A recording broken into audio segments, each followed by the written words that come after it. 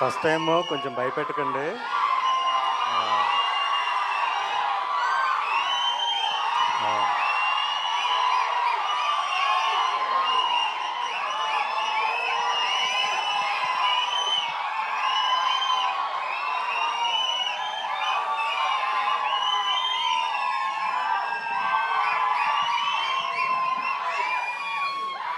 Already ఏడుపు వచ్చేస్తుంది. Please thank you so much. ముందుగా ప్రేక్షకులందరికీ థ్యాంక్స్ ఇంత దూరం వచ్చినందుకు. అండ్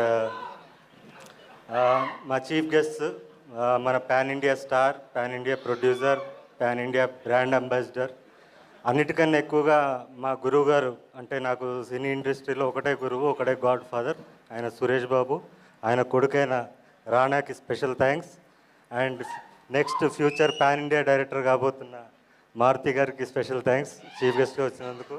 అండ్ రవికాంత్ పేరప్ప గారికి special thanks. Thank you sir. Media అందరికి కూడా థ్యాంక్స్. అండ్ ఈ స్టేజ్ పైన నేను అఖండ 2 సినిమా అభిమానులకి,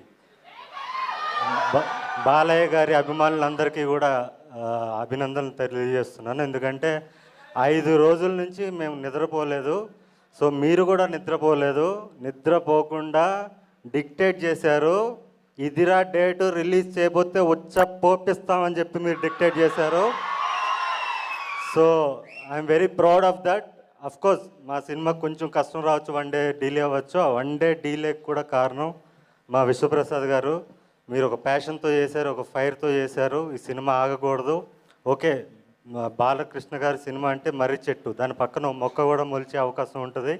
సో మీకు ఏ ప్రాబ్లం లేదు, ప్రేక్షకులు ఉన్నారని చెప్పి మాకు బలం ఇచ్చి ముందు తీసుకెళ్లారు.